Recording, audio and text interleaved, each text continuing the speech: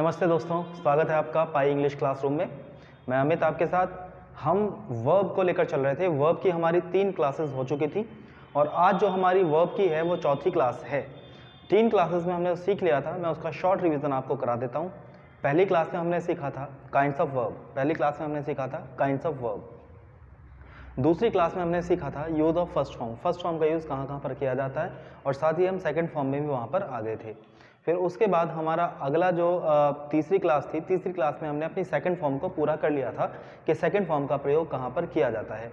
अब आज जो हमारी अगली क्लास शुरू होने वाली है बच्चों, अगली क्लास में हम यूज़ करेंगे थर्ड फॉर्म का, यूज़ ऑफ थर्ड फॉर्म। देखिए, प्रिंसिपल वर्ब्स का हम यूज़ कर रहे हैं तो यहाँ पर थर्ड फॉर्म भी आएगी। देखिए, जो इस समय हमारी वर्ब्स चल रही है ना, प्रिंसिपल वर्ब्स, तो वहाँ पर थर्ड फॉर्म का यूज़ ज़्यादा नहीं है, बहुत छोटा सा यूज़ है। लेकिन जो आपकी फाइनाइट और नॉन फाइनाइट वर्ब्स आएंगी तो उसमें आपको थोड़ी सी मेहनत करनी पड़ेगी। थोड़ा सा उसमें जो क्वेश्चन आता है एग्जाम में, उस अच्छे वेटेज पर वहाँ पर आता है फाइनाइट और नॉन फाइनाइट वर्ब में। तो फिलहाल तो चलिए हम यूज़ ऑफ थर्ड फॉर्म शुरू कर देते हैं। उसके बाद जब थर्ड फॉर्म का यूज़ खत्म हो जाएगा फिर हम फाइनाइट और नॉन फाइनाइट वर्ब का यूज़ करना शुरू करेंगे, जहाँ से आपको क्वेश्चन मिलेगा। और वहाँ बच्चों जो सेकंड फॉर्म का प्रयोग मैंने कराया उसमें भी आपका कई बार क्वेश्चन आया हुआ है, उसको भी जरा आप ध्यान रखना। ठीक है बच्चों, उसको भी ध्यान रखने की ज़रूरत है। चलिए, तो आज हम शुरू करते हैं अपना अगला V third, use of V third. ठीक है बच्चों, थर्ड फॉर्म का प्रयोग हम आज करना अपना आरंभ करते हैं। देखिए, थर्ड फॉर्म का प्रयोग बहुत आसान होता है, कोई ज़्यादा भारी बात नहीं है। सबसे पहले तो हम ये देखते हैं कि जहाँ भी हमें हैव, हैज़ या हैड हेल्पिंग वर्ब के रूप में मिलता है, हैज़, हैव या हैड हेल्पिंग वर्ब के रूप में मिलता है, तो वहाँ पर हम हमेशा ही थर्ड फॉर्म का प्रयोग करते हैं। वहाँ पर हमेशा ही थर्ड फॉर्म का प्रयोग किया जाता है। जैसे मैं एक दो एग्जाम्पल से आपको समझा देता हूँ। जैसे मैंने लिखा I have finished my work. तो इसमें कोई भारी बात नहीं है बच्चों, बस आपको ये लिखना है कि हैज़, हैव और हैड के साथ में हम थर्ड फॉर्म का प्रयोग करते हैं। हैज़, हैव और हैड के साथ में थर्ड फॉर्म का प्रयोग किया जाता है, केवल इतनी सी बात हमें इसमें लिखनी है। अब अगर हम दूसरा प्रयोग अगर हम करें थर्ड फॉर्म का, तो थर्ड फॉर्म का दूसरा जो यूज़ होता है वो होता है, जैसे मैं आपको बताऊं, पैसिव वॉइस। पैसिव वॉइस आपने सीख ही रखे होंगे या अपने किसी भी टीचर से आपने पहले पैसिव वॉइस किए होंगे बच्चों, या मैंने भी आपको कराए हैं, उसमें भी आप देख सकते हैं। आगे भी आपके पैसिव वॉइस होंगे, वो भी आप सीखेंगे। तो मैं आपको बता दूं, पैसिव वॉइस जानते हो, एक्टिव एंड पैसिव वॉइस जो होते हैं, तो पैसिव वॉइस जो होती है उसमें हमेशा ही थर्ड फॉर्म का प्रयोग किया जाता है। पैसिव वॉइस में हमेशा थर्ड फॉर्म का प्रयोग किया जाता है। जैसे मैंने लिखा द रूल्स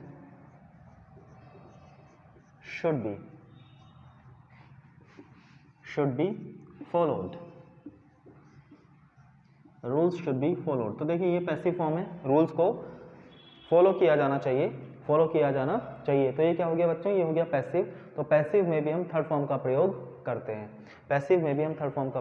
हैं। तो बच्चों, दूसरा यूज जो था थर्ड फॉर्म का वो ये था, आप लिख लीजिए, मैं आपको लिखवा देता हूँ। हैज़, हैव या हैड के साथ थर्ड फॉर्म का प्रयोग किया जाता है। हैज़, हैव या हैड के साथ थर्ड फॉर्म का प्रयोग किया जाता है। उसके अलावा सेकंड जो कॉन्सेप्ट है, सेकंड जो रूल है वो ये है कि प्रत्येक पैसिव वॉइस में हम थर्ड फॉर्म का प्रयोग करते हैं। प्रत्येक पैसिव वॉइस में भी थर्ड फॉर्म का प्रयोग किया जाता है। तो जहाँ भी आप देखें कि जो सेंटेंस दिया गया है पैसिव फॉर्म में दिया गया है, तो वहाँ निश्चित ही हमारी क्या आएगी, थर्ड फॉर्म आएगी।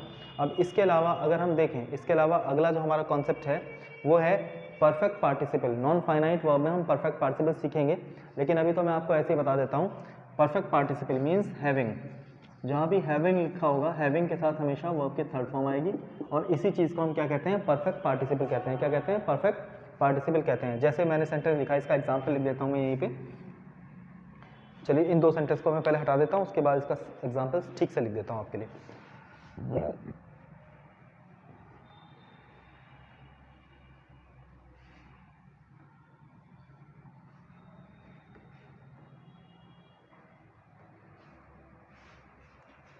परफेक्ट पार्टिसिपल क्या होता है, देखिए, हैविंग रिटन, ये आगे देखिए third form, written the letter, having written the letter. अब ये कॉमा लगा दिया, कॉमा के बाद एक और सेंटेंस शुरू हो जाएगा, I went to post it, ये सेंटेंस। अब ये परफेक्ट पार्टिसिपल में सेंटेंस हमारा आता है। देखिए ये हैविंग हो गया और हैविंग के बाद क्या आ गई, थर्ड फॉर्म। यहाँ पर एरर किस तरह से मिल जाता है बच्चों हमें, ये समझ लीजिए। जैसे मैंने लिखा हैविंग रॉट, अब ये रॉट क्या है, ये तो सेकंड फॉर्म है। अब इन्होंने में हैविंग के साथ क्या दे दिया, रॉट दे दिया। Having wrote the letter I went to post, ये तो हमारा एरर हो गया बच्चों। आप समझ गए ना कि ये हमारा क्या है, ये एरर है। क्यों? क्योंकि हैविंग के बाद हमेशा क्या आता है, थर्ड फॉर्म आती है। तो ये क्या है बच्चों, एरर है। हैविंग प्लस थर्ड फॉर्म, जिसको हम परफेक्ट पार्टिसिपल कहते हैं, तो वहाँ पर हमेशा थर्ड फॉर्म का प्रयोग किया जाता है, वहाँ पर हमेशा थर्ड फॉर्म का प्रयोग किया जाता है। ठीक है बच्चों, तो लिख लीजिए परफेक्ट पार्टिसिपल में हैविंग प्लस थर्ड फॉर्म का प्रयोग किया जाता है। परफेक्ट पार्टिसिपल में हैविंग प्लस थर्ड फॉर्म का प्रयोग किया जाता है। अब अगर हम बात करें आगे पास्ट पार्टिसिपल की बात करें, तो पास्ट पार्टिसिपल में भी हम वर्ब की थर्ड फॉर्म का ही प्रयोग करते हैं। मैं एक सेंटेंस लिख देता हूँ, पास्ट पार्टिसिपल में भी वर्ब की थर्ड फॉर्म का प्रयोग किया जाता है। आप चाहें तो लिख सकते हैं पास्ट पार्टिसिपल हम वास्तव में वर्ब की थर्ड फॉर्म को ही कहते हैं। पास्ट पार्टिसिपल में भी वर्ब की थर्ड फॉर्म का ही प्रयोग किया जाता है। अब किस तरह से सेंटेंस होता है, देखिए इसमें क्या होता है, इसमें कंडीशन बताई जाती है। हम नॉन फाइनाइट वर्ब में सीखेंगे भी, लेकिन फिर भी मैं आपको बता देता हूँ। देखिए किस तरह से सेंटेंस हमारा बनता है। जैसे I bought a broken, I bought a broken pen, ये देखिए आई बॉट ए ब्रोकन, मैंने एक टूटा हुआ पेन खरीदा, तो जब मैंने पेन खरीदा वो कैसा था, टूटा हुआ था। तो इसको हम कहते हैं पास्ट पार्टिसिपल। तो पास्ट पार्टिसिपल में भी वर्ब की थर्ड फॉर्म का ही प्रयोग किया जाता है। तो ये आप लिख लीजिए। देखिए बच्चों इन जगहों पर हम वर्ब की थर्ड फॉर्म पाते हैं, आप अच्छी तरह नोटिस कर लीजिए। फिर हम आगे बढ़ जाते हैं। अपना छोटा सा यूज़ है आईएनजी फॉर्म का भी। प्रिंसिपल वर्ब में हमारी आईएनजी फॉर्म भी आती है, तो हम छोटा सा यूज जो है आईएनजी फॉर्म का भी कर लेंगे, और उसके बाद हम आगे पहुंच जाएंगे कंडीशनल सेंटेंस पर। आगे पहुंच जाएंगे हम कहाँ पर, कंडीशनल सेंटेंस में से बहुत ज़्यादा सेंटेंस आपके एग्जाम में आते हैं। तो चलिए ये लिख लीजिए आप, उसके बाद मैं आपको आईएनजी फॉर्म का यूज़ कहाँ पर होता है ये सिखाता हूँ। पास्ट पार्टिसिपल में और परफेक्ट पार्टिसिपल में हम थर्ड फॉर्म का प्रयोग करते हैं। ठीक है बच्चों,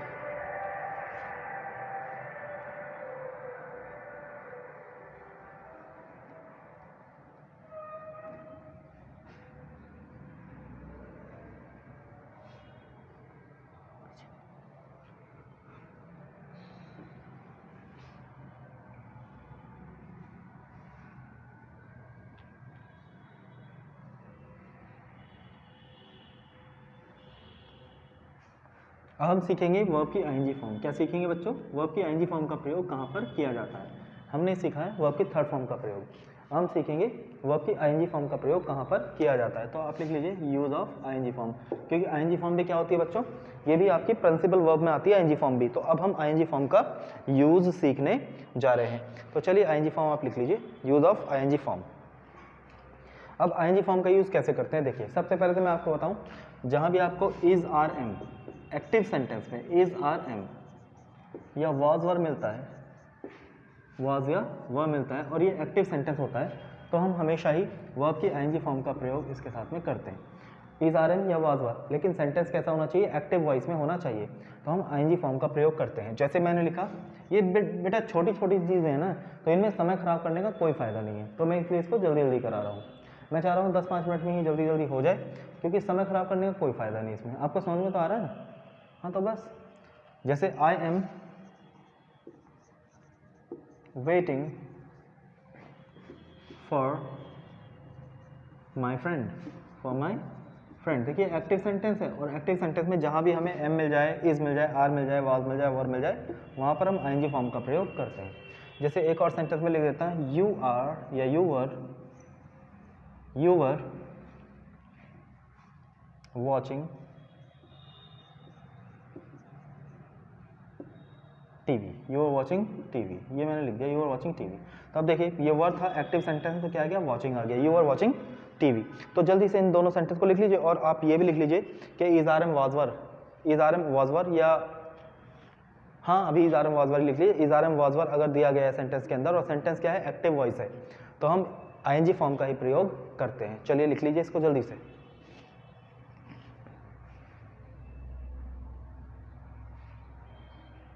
ठीक है बच्चों, तो ये बहुत बढ़िया आपने लिख लिया। अब हम अगर आगे बढ़ें तो आईएनजी फॉर्म का प्रयोग कहाँ कहाँ पर करते हैं। देखिए आईएनजी फॉर्म का प्रयोग करते हैं हम आईएनजी फॉर्म का मैं आपको बता देता हूँ। अगला जो कॉन्सेप्ट है आईएनजी फॉर्म का वो आप समझ लीजिए।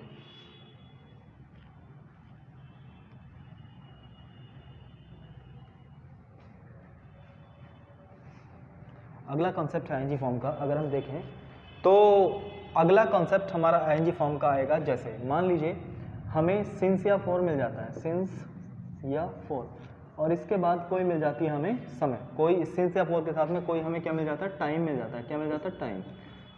कोई क्या मिल जाता है, टाइम मिल जाता है। तो हम अपने सेंटेंस में हैव बीन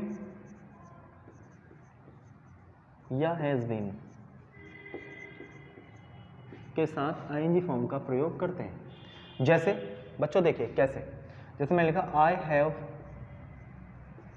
या मैंने जगह छोड़ दी है, अभी हैव छोड़िए इसको, मैंने जगह छोड़ दी है, ब्लैंक लिख दिया इसमें। आई डैश सिंस मॉर्निंग, ये लिखा है सेंटेंस, सिंस मॉर्निंग। अब ये सेंटेंस लिखा है। अब मैंने मान लीजिए इसमें लिखा है प्ले, प्ले की फॉर्म आपको इसमें भरनी है। तो आप इसमें क्या फिल करेंगे बच्चों, इसमें फिल होगा, चूंकि हमने देखा सिंस के साथ में क्या दे दिया, समय, सिंस के साथ में क्या दे दिया, समय। तो सिंस के साथ में जब समय होता है तो हैव बीन या हैज़ बीन के साथ आईएनजी फॉर्म का यूज़ किया जाता है। तो आई क्या माना जाता है, आई प्लूरल माना जाता है, तो इसलिए क्या आ जाएगा, I have been playing, I have been playing. तो ये हमारा सेंटेंस हो जाएगा ठीक, I have been playing since morning, I have been playing since morning. ऐसे अगर मैंने लिखा you blank for TW2 hours,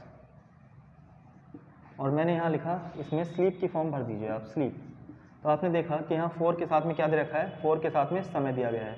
जब फोर के साथ में समय होता है तो हम क्या यूज़ करते हैं, वही हैव बीन हैज़ बीन गया था आईएनजी फॉर्म। तो यू हैव, यू भी हमारा क्या है, प्लूरल है, तो हो जाएगा हैव बीन और स्लीपिंग आ जाएगा यहाँ पर, you have been sleeping for 2 hours. तो ये हमारा आईएनजी फॉर्म का अगला कॉन्सेप्ट हमने सीख लिया है। अब हम एक कॉन्सेप्ट की तरफ और आगे बढ़ने वाले हैं। चलिए इसको लिख लीजिए पहले आप। जहाँ भी हमें सिंस या फॉर के साथ में समय मिल जाता है तो हम हैव बीन हैज़ बीन के साथ में आईएनजी फॉर्म का प्रयोग करते हैं। अब हम आगे बढ़ जाते हैं, इसको हटा देता हूँ बच्चों में, लिख लिया ना आपने।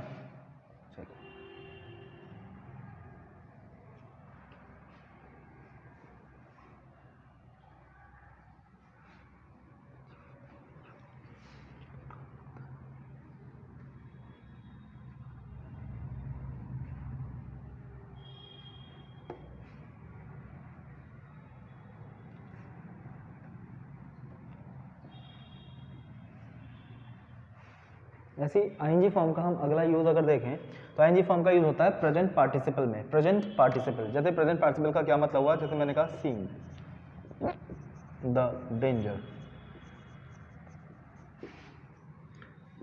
आई shouted, I shouted, seeing the danger I shouted. ये क्या है बच्चों, ये है प्रेजेंट पार्टिसिपल। खतरा देखकर मैं चिल्ला उठा, खतरा देखकर मैं चिल्ला उठा, तो ये क्या है, आईएनजी फॉर्म है। क्या बच्चों, ये आईएनजी फॉर्म है। तो आईएनजी फॉर्म का यूज़ हमारा कहाँ पर होता है, प्रेजेंट पार्टिसिपल में होता है। ऐसे ही प्रेजेंट पार्टिसिपल का एक और सेंटेंस मैं आपको लिख के दिखा देता हूँ। जैसे मैंने कहा आई सा अ गर्ल सेलिंग बास्केट्स, ये भी क्या है आपका, सेलिंग बास्केट्स, ये भी आपका क्या है, प्रेजेंट पार्टिसिपल है, प्रेजेंट पार्टिसिपल है। तो आईएनजी फॉर्म का प्रयोग बच्चों प्रेजेंट पार्टिसिपल में भी किया जाता है। और ये क्या होता है, मैं आपको बार बार बता रहा हूँ, जो पार्टिसिपल आएंगे ये हमारे नॉन फाइनाइट वर्ब में आएंगे, लेकिन मैं अभी से आपको तैयार कर रहा हूँ कि आगे आपको ज़्यादा परेशानी ना हो, कि आप ना पूछें कि आईएनजी फॉर्म क्यों है, क्या है, कैसे है। प्रेजेंट पार्टिसिपल में भी हम बच्चों क्या यूज़ करते हैं, आईएनजी फॉर्म का यूज़ करते हैं। ठीक है बच्चों, चलिए बहुत बढ़िया। अब मैं इसको हटा देता हूँ, लिख लीजिए, प्रेजेंट पार्टिसिपल में वर्ब की आईएनजी फॉर्म का प्रयोग किया जाता है। ये दो एग्जाम्पल हो गए, देखिए seeing the danger, I shouted, I saw girls selling baskets. तो ये क्या है हमारा प्रेजेंट पार्टिसिपल। ठीक है बच्चों, अब अगर हम बात करें प्रेपोजिशन, प्रेपोजिशन के बाद भी हमारा आईएनजी फॉर्म का ही प्रयोग होता है, लेकिन वो आईएनजी फॉर्म काय में होती है, वो आईएनजी फॉर्म एक जेरंड के रूप में नाउन होता है, लेकिन फिर भी वो हमें देखने में क्या लगता है, आईएनजी फॉर्म ही लगता है, तो इसलिए हम उसको भी लिख लेंगे। कोई भी प्रेपोजिशन हो, कोई भी प्रेपोजिशन हो, प्रेपोजिशन के बाद हमेशा ही प्रेपोजिशन जानते हैं ना बच्चों आप, जैसे एट हो गया, इन हो गया, फ्रॉम हो गया, ऑफ हो गया, विद हो गया, टू हो गया, ये सब क्या है, ये सब है आपकी प्रेपोजिशन। क्या है बच्चों, ये प्रेपोजिशन। तो प्रेपोजिशन के बाद भी हमारा आईएनजी फॉर्म का ही प्रयोग होता है, लेकिन वो आईएनजी फॉर्म वास्तव में वो वर्ब नहीं होती, वो क्या होता है हमारा, वो जेरंड होता है, जिसे हम नाउन के रूप में देखते हैं। फिर भी वो देखने में लगता है वर्ब की आईएनजी फॉर्म ही, तो मैं आपको बता देता हूँ। जैसे मैंने लिखा आई am fond of, fond of ये क्या है, प्रेपोजिशन है। अब यहाँ पर क्या आ जाएगा, playing, I am fond of playing, ये आ गया I am fond of playing. देखिए आईएनजी फॉर्म है ना, तो I am fond of playing, ये आईएनजी फॉर्म आ गई। ऐसे मैंने लिखा she is addicted, she is addicted to smoking. ये देखिए, ये भी टू यहाँ पर क्या है, प्रेपोजिशन, यहाँ पर टू क्या है, प्रेपोजिशन। एडिक्टेड के साथ में हमेशा टू प्रेपोजिशन का प्रयोग करते हैं, इसलिए she is addicted to smoking. तो ये था बच्चों आईएनजी फॉर्म का प्रयोग जो आपको सीखना था। यहाँ पर मैंने आपको बताया कोई भी प्रेपोजिशन होती है तो उस प्रेपोजिशन के बाद हम हमेशा आईएनजी फॉर्म का प्रयोग करते हैं, जिसे हम क्या कहते हैं, जेरंड कहते हैं, या हम उसको नाउन के रूप में जानते हैं। बात समझ में आई बच्चों? चलिए इसको भी आप लिख लीजिए। और अब हम आगे जब बढ़ेंगे तो आगे हमारा आ जाएगा अब कंडीशनल सेंटेंस। वर्ब में ही हमारा अगला पॉइंट है कंडीशनल सेंटेंस। क्या आएगा बच्चों, कंडीशनल सेंटेंस। तो ये बड़ा अच्छा टॉपिक है, तो आप इसको देख लीजिए। कंडीशनल सेंटेंस के नाम से ही हम इस क्लास को यूट्यूब पे रिकॉर्डेड जो हो जाएगा, रिकॉर्डेड जो वीडियो में डालूंगा तो वो कंडीशनल सेंटेंस के नाम से ही इस वीडियो को मैं अपलोड करूंगा। तो आप कंडीशनल सेंटेंस देख लीजिए क्या होते हैं, कंडीशनल सेंटेंस किस प्रकार से आते हैं और ये क्या होते हैं। देखिए बच्चों, अगर हम बात करें कंडीशनल सेंटेंस की, तो कंडीशनल सेंटेंस का मतलब होता है शर्तवाचक वाक्य। शर्तवाचक वाक्य क्या मतलब होता है बच्चों इसका, शर्तवाचक वाक्य। अब अगर हम बात करें कंडीशन की, तो तीन प्रकार की कंडीशन हमारे पास होती है। हमारे पास कितने प्रकार की कंडीशंस होती हैं बच्चों, तीन प्रकार की कंडीशंस होती हैं जो हमें सेंटेंस में मिलती हैं। तो सबसे पहले अगर हम बात करें तो वो होता है condition of present, condition of क्या लिखा बच्चों, condition of present, condition of present.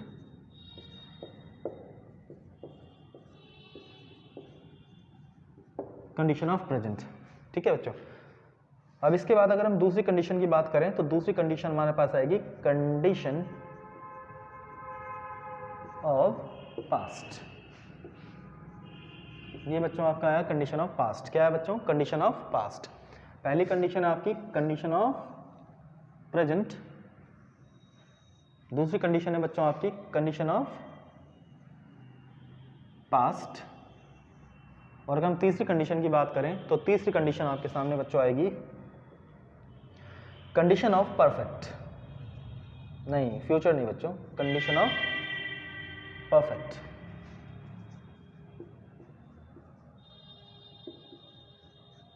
Condition of perfect, ये तीन कंडीशन हमारे सामने एग्जाम में मिलेंगी जिनके बेसिस पे हमें सेंटेंस एग्जाम में आएगा। तो तीन कंडीशंस होती हैं जो मैंने आपके सामने लिखी, condition of present, condition of past, condition of perfect.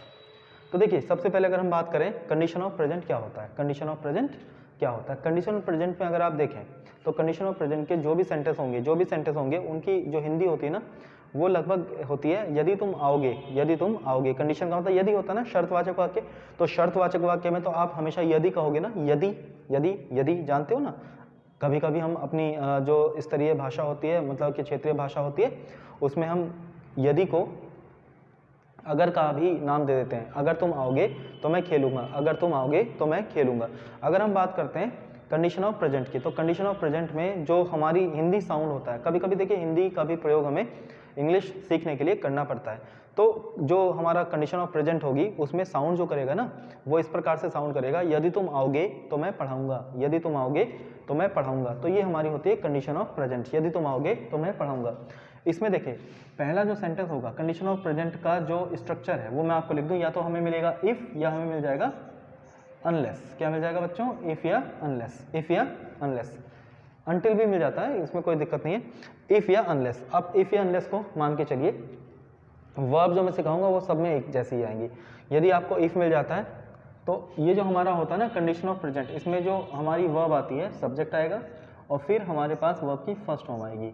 कभी कभी सब्जेक्ट जो हमारा सिंगुलर होता है तो वर्ब की फर्स्ट फॉर्म में हम क्या कर देते हैं, एस या एस सफिक्स करते हैं, है ना, सिंगुलर बनाने के लिए। तो ये हमारा क्या हो गया, कंडीशन ऑफ प्रेजेंट हो गया। क्या हो गया, कंडीशन ऑफ प्रेजेंट। आगे एक कॉमा मिलेगा हमें और कॉमा की सहायता से एक और सेंटेंस हमें यहाँ जुड़ा हुआ मिलेगा, कनेक्टेड मिलेगा। तो उसमें क्या होगा, कोई भी आपका सब्जेक्ट हो जाएगा और सब्जेक्ट के बाद आपका विल, शैल, हो सकता है, कैन भी हो सकता है, ये सारी चीज़ हो सकती हैं। और उसके बाद हमें क्या मिलता है, उसके बाद हमें वर्ब की फर्स्ट फॉर्म मिलती है, वर्ब की फर्स्ट फॉर्म मिलती है। तो ये सारी चीज़ें हमें क्या मिल सकती हैं कंडीशनल सेंटेंस में, कंडीशन ऑफ प्रेजेंट में। सबसे पहला सेंटेंस जो होगा इफ वाला सेंटेंस में होता है प्रेजेंट इंडेफिनिट में। प्रेजेंट इंडेफिनिट का क्या मतलब हुआ बच्चों? प्रेजेंट इंडेफिनिट का मतलब होता है वर्ब की फर्स्ट फॉर्म या वर्ब की फर्स्ट फॉर्म में एस या ई एस, और कॉमा के बाद एक और सेंटेंस होगा, तो कॉमा के बाद वाला जो सेंटेंस होगा वो होगा विल या शैल के साथ फर्स्ट फॉर्म में, विल या शैल के साथ फर्स्ट फॉर्म में। अगर आप कंडीशन ऑफ प्रेजेंट का सेंटेंस देखना चाह रहे हैं कि किस प्रकार से सर इसका बता दीजिए कि कैसे सेंटेंस आएगा, तो मैं आपको बता देता हूँ, जब तक मैं आपको ये हटा देता हूँ।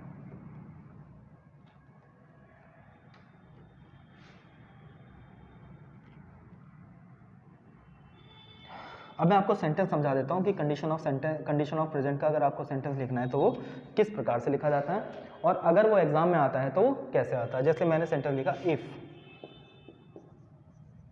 You play, if you play the match,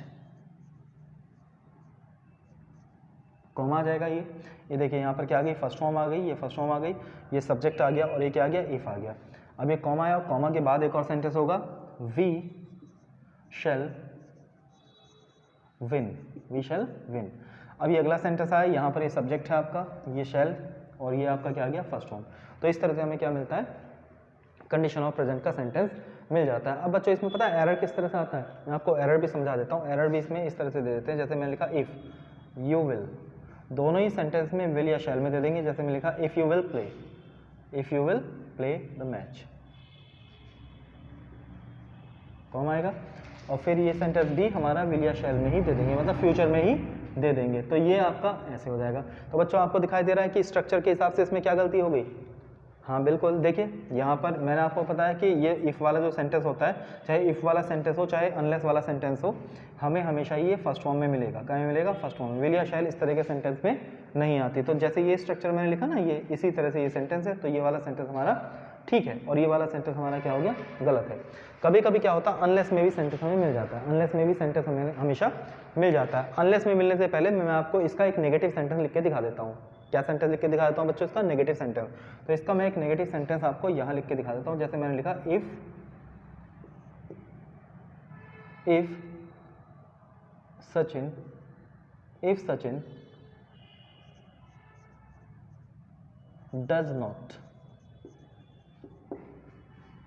if Sachin does not help me,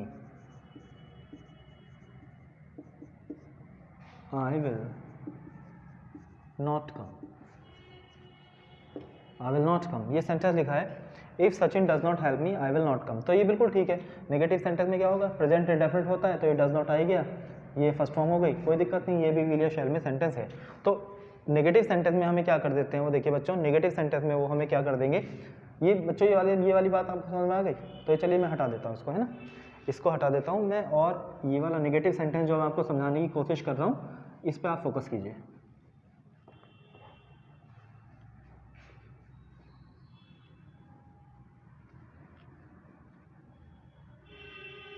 अब देखो बच्चों, ये तो मैंने सेंटेंस ठीक लिखा है। अब वो अनलेस में सेंटेंस देंगे, अनलेस, ये सेंटेंस दिया उन्होंने, unless you do not, unless you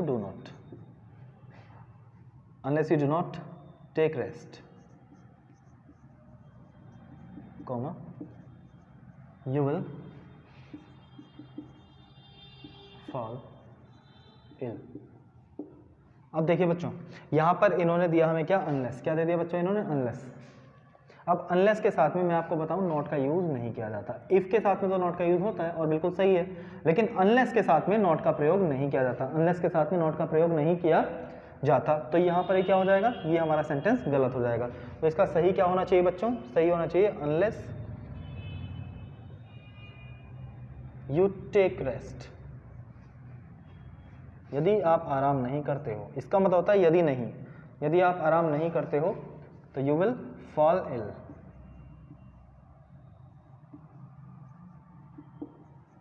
ये सेंटेंस आपका क्या हो जाएगा, करेक्ट हो जाएगा। तो देखिए दूसरी गलती, कंडीशनल सेंटेंस में प्रेजेंट की कंडीशनल अगर सेंटेंस आपको मिल जाता है, प्रेजेंट का कंडीशनल सेंटेंस, तो दूसरा एरर आपको इस तरह से मिल जाता है। जब अनलेस देंगे और अनलेस के साथ में आपको क्या दे देंगे, नॉट दे देंगे। तो अनलेस के साथ में कभी भी नॉट का प्रयोग नहीं किया जाता। तो बच्चों सबसे पहले आप लिख लीजिए कंडीशन ऑफ प्रेजेंट और इसमें इसका स्ट्रक्चर लिख लीजिए आप। फिर आपको मैंने बताया कि किस तरह से आपको एरर इसमें मिल जाएगा।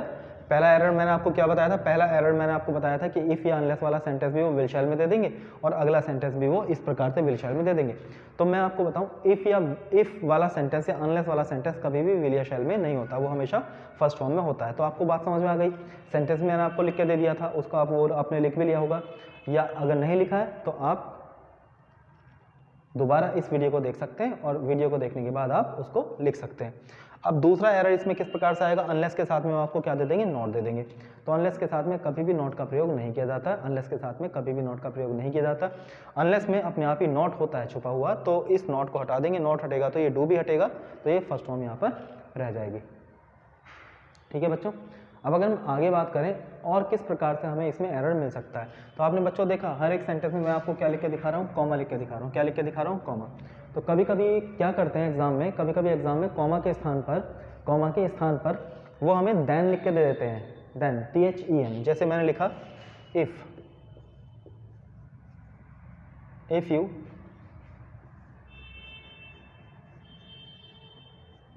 सपोर्ट मी, और कॉमा ना लिख के वो क्या लिख देंगे, then. If you support me then I will succeed. इस तरह से वो आपको सेंटेंस देंगे। अब बच्चों आपने क्या देखा यहाँ पर, क्या आपने नोटिस किया, आपने नोटिस किया कि मैंने आपको बताया कि स्ट्रक्चर ये होता है इफ या अनलेस सब्जेक्ट वर्ब के फर्स्ट फॉर्म और कॉमा, लेकिन इन्होंने क्या दे दिया, कॉमा ना देके इन्होंने क्या लिख दिया, देन लिख दिया। तो ये भी अपने आप में क्या हो गया, ये भी अपने आप में एक एरर हो गया। तो इस तरह के सेंटेंस में मीन्स कंडीशनल सेंटेंस में इफ या अनलेस के साथ में कभी भी कोई सहायक कंजंक्शन मीन्स हेल्पिंग कंजंक्शन नहीं आता, ना ही देन आता, ना ही कुछ और आता, हमेशा ही क्या आता है बच्चों, कॉमा आता है। तो आप इस बात को भी नोटिस कर लीजिए। तीसरा एरर जो इसमें आएगा वो देन का आ जाएगा, देन के स्थान पर हमें क्या करना पड़ेगा, कॉमा। ठीक है बच्चों। तो ये आपका कंडीशन ऑफ प्रेजेंट था, कंडीशन ऑफ प्रेजेंट लिख लीजिए आप इसको।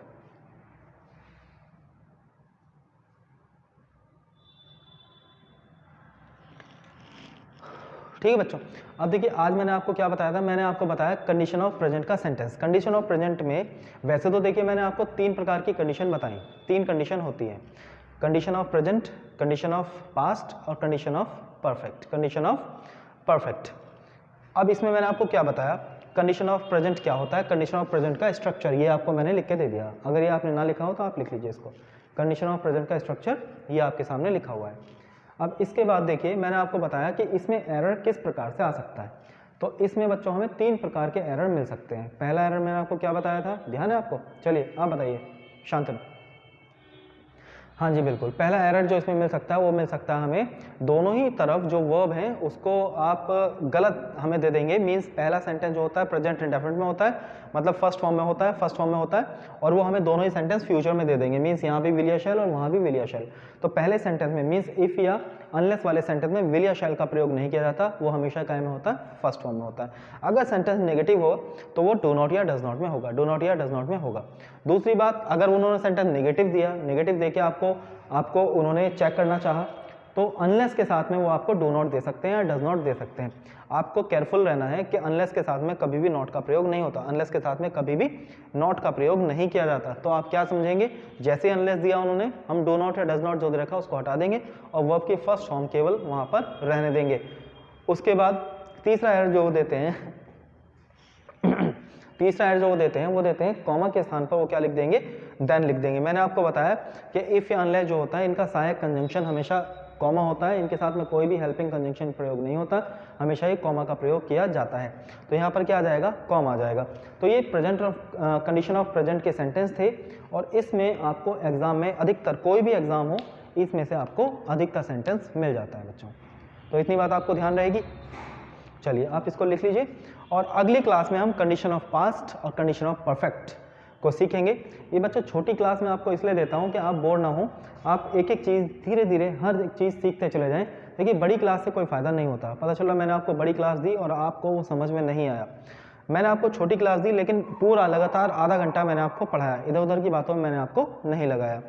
तो आप छोटी सी बात समझिए, एक चीज़ आज हुई, एक कल हो जाएगी, परसों हो जाएगी, तो वो आपको लगातार समझ में आता रहेगा। ठीक है बच्चों, नमस्कार, जय हिंद। और मेरे इस YouTube चैनल को अगर मेरे कॉन्सेप्ट्स आपको समझ में आते हैं तो प्लीज़ इसको शेयर कीजिए। आपकी सपोर्ट की मुझे ज़रूरत है। जय हिंद, नमस्ते।